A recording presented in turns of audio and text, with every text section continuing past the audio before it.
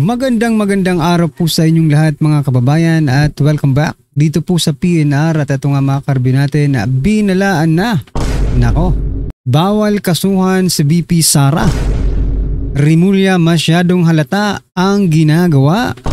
Ayan mga kababayan, patungkol po riyan ang ating aalamin at bibigyan ng reaksyon ngayong araw na ito. Pero bago pong lahat mga kababayan, sa mga hindi pa po nakapag-subscribe sa ating munting channel ay pasubscribe naman po at palike na rin po ng video ito. Maraming salamat po at eto na nga, simulan na po natin to.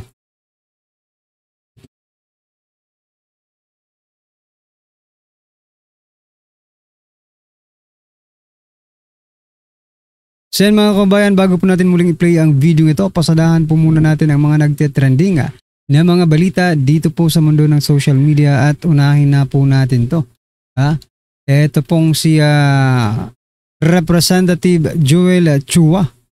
May bagong pahayag. Sabi niya po dito, President Bongbong Marcos is doing the hard work.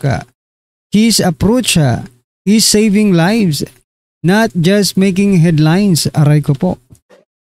Mukhang bumaliktad na rin ang utak ni Chua. Sino ba ang making headlines? Pag pumupunta sa grounds, di ba? Panay photo ops.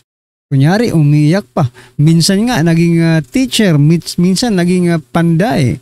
Naging karpentero. Di ba? Minsan, naging inspektor, engineer. So, sino po ba ang gumagawa ng headlines, mga kababayan? Di ba? Di ko alam kung bakit ngayon dati kasi mga kababayan di ba yung mga congressman especially Makabayan Black, also this Chua, Abante, no, ay against po sila sa sa gobyerno. Pero ngayon bakit ngayon parang kamping-kampi sila and they are very concerned about President Bongbong Marcos Jr. Anong nangyayari? May something wrong mga kababayan, di ba? Maybe money is involved. Yan ay opinion lang po natin. Maybe money is involved at may kasunduan yata ito no? Protect me and I will make you busog-busog.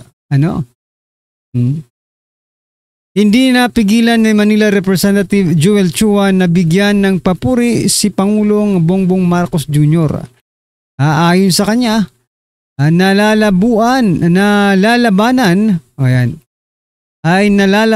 umano ng maayos ni Marcos ang ipinagbabawal na gamot sa pamagitan ng kasipagan nito. Aray ko po. Huwag niyong lokohin ang taong bayan kung yan po ang inyong basihan, no? Chua, kung yan po ang inyong basihan, yung mga illegal drugs na nasa sakote at ang tanong nga, nasaan po yung may-ari niyan, di ba? Bakit ang ipinapakita lang sa media ay yung mga pinagbabawal na gamot, di ba? Yung mga drugs. Bakit wala tayong nakikitang pinoposasan na may-ari ng mga yan? Diba? Niloloko nyo lang kasi ang taong bayan. Anyway, eto pa mga kababayan, pasadahan din po natin to. Itong mga galawan sa Kongreso nila Representative Chua at saka yung iba pa.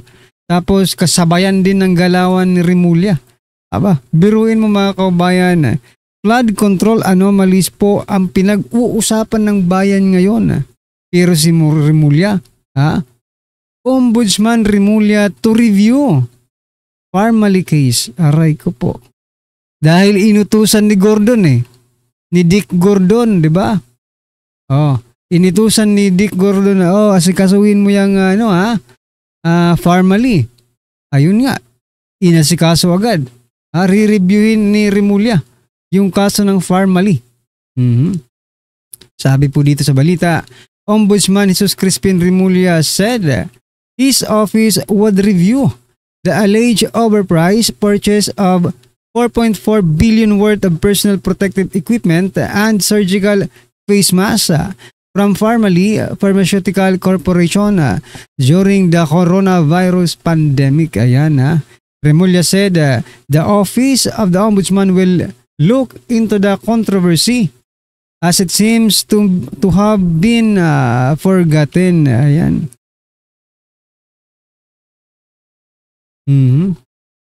Hindi halata, no? Una, sabi niya, sisilipin at lilinisin niya yung salin ni Vice President Sara Duterte. Ngayon naman po, formally. Nagiging politika na pala ngayon. Politically motivated na yata ang ombudsman. Akala ko ba ang ombudsman ay independent body?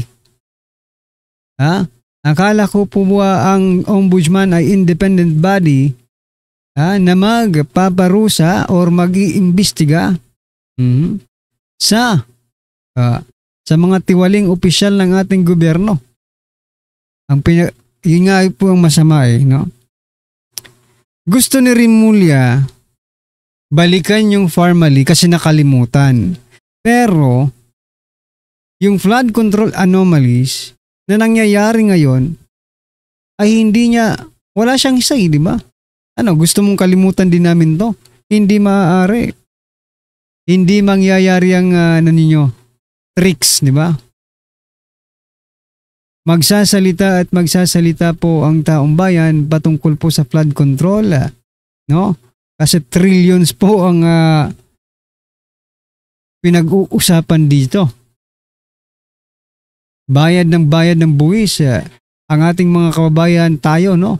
Nagbabayad tayo ng buwis tapos gaganyanin niyo lang yung pera. Nako, nakakapanlumo po kayo. Tapos sa mga content creators, sabi ni Soto, 50% ang ibabawas or ang tax ng mga big and small content creators. Papayag po ba kayo dyan? Puro na lang kayo tax. Baka pati hangin sa susunod nito. May tax na rin, mga kababayan. Di ba? Hangin na nga lang ang libre sa Pilipinas yata no? Hangin. Anyway, ang oxygen binibili rin, no? Ibig sabihin, wala na talagang libre sa panahon ngayon. Everything is being taxed.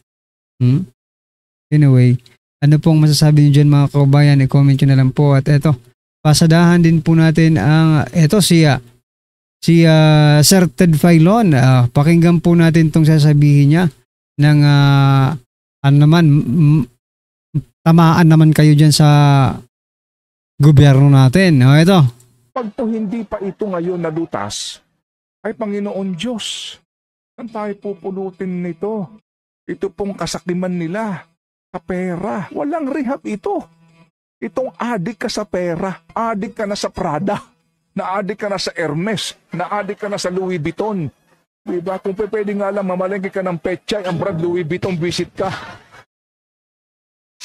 Kung pwede nga mamalengke ka at humingi ka ng patatas na ang brand ay Prada. Dahil ang kinakain mo, Prada. Kinakain mo Louis Vuitton, kinakain mo Hermes. Sasak mo sa baga mo yan. Oo. May nunal naman daw na Louis Vuitton. Huwag ka mag-alala. May point.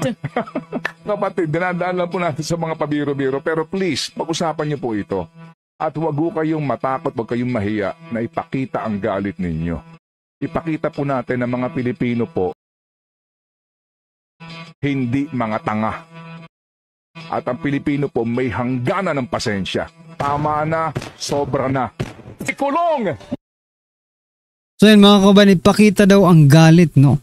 Pero bakit yung isang vlogger, di ba? Nag-post lang sa Facebook, dinampot agad ng NBI. Nagpakita lang naman siya ng kanyang galit. Kung galit yun, di ba? Bakit naman inaresto ng NBI? Di ba? Yun ang natin dito. Yung pinupoint natin dito, di ba? Nasa demokratikong bansa naman tayo. We are free to express our expression, no? Freedom of expression. Whether it is written, oral, or verbal, di ba?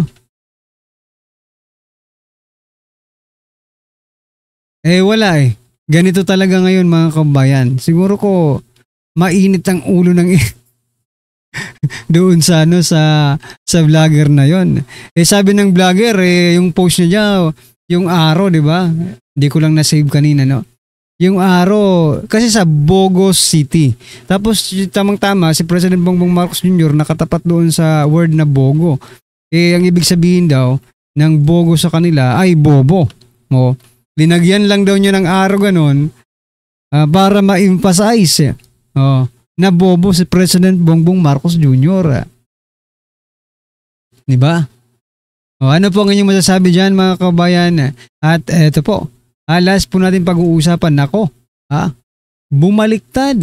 Eto, yung kahapon na chairman po ng Securities and Exchange Commission, chairman na si Francis Lim, nako, binawi po ang kanyang testimonya, ang kanyang statement kahapon.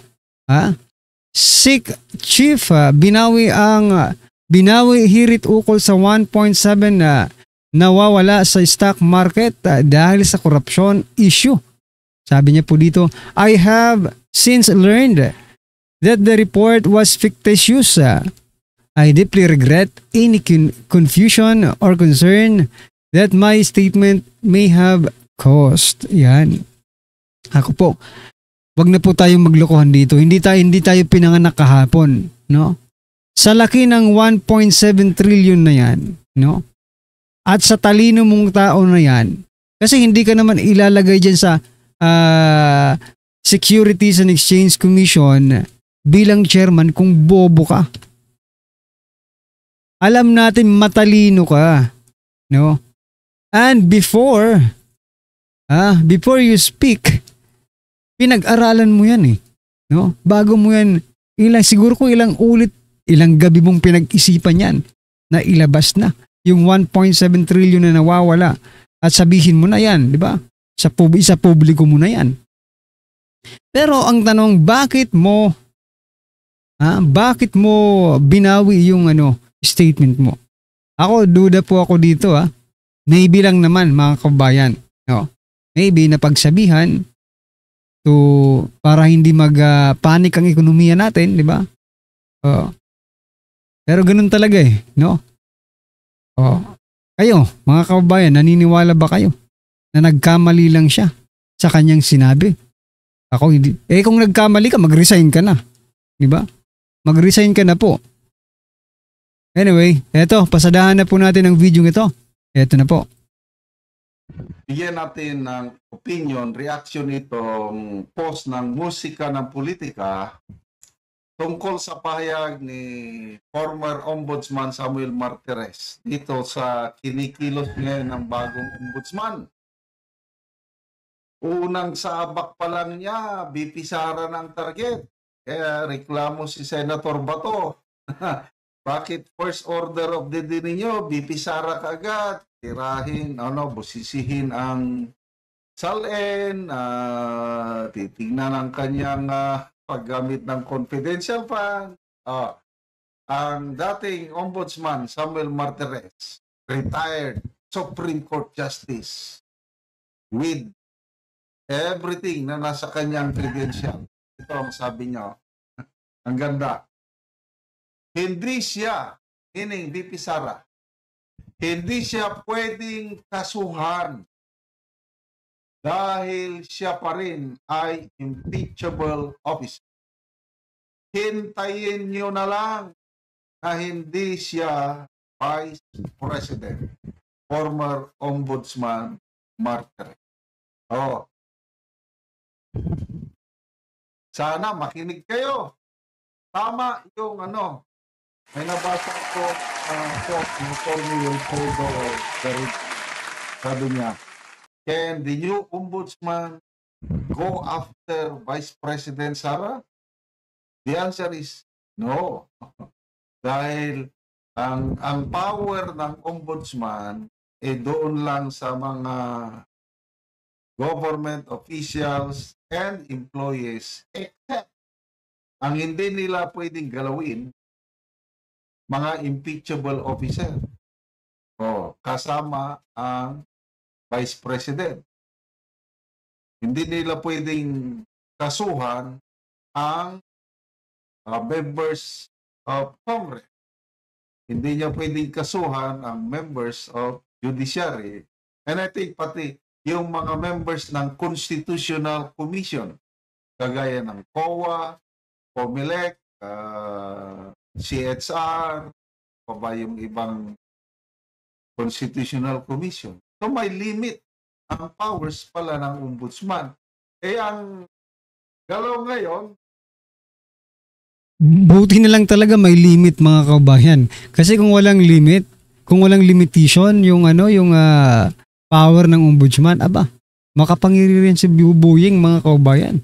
Baka mamaya dampot na lang ng dampot ito ng mga kalaban nila sa politika, di ba?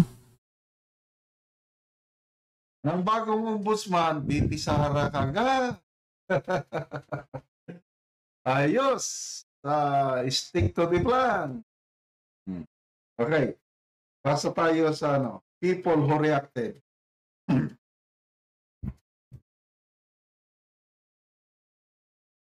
14,000 people who reacted. 11,000 ang nag-like. 2,900 ang nag-love. Ibig sabihin halos 99% umaayon kay Ombudsman Martires. Ang 178 tumatawa. I don't know sinong tinatawanan. Si Boying Rimulya o si...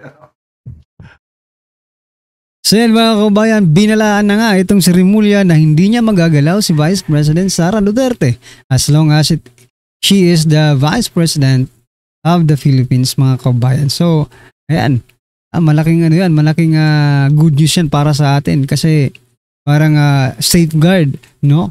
May safeguard tayo dito kaya Rimulya sa pagbabanat agad kay Vice President Sara Duterte. Pero bumana dahil nga, 'di ba? Etong naisip ko. Dahil nga hindi niya kayang kasuhan or something na 'di ba, imbestigahan si Vice President Sara Duterte. Kumaliwa agad, nag-U-turn agad si Rimulya. At nakaisip siya dahil na rin kay Dick Gordon, sinabi na sa Farmally na lang muna daw ang kanilang titirahin. Aray ko po, talagang this is the worst, no? Kung hindi, ewan ko lang, pero para sa akin, worst ito, di ba? Yung mga nangyayari sa ating bansa is the worst, na mga nangyayari ngayon, mga kababayan. Anyway, ano po ang inyong masasabi dyan, mga kababayan? Comment nyo na lang po. Maraming salamat.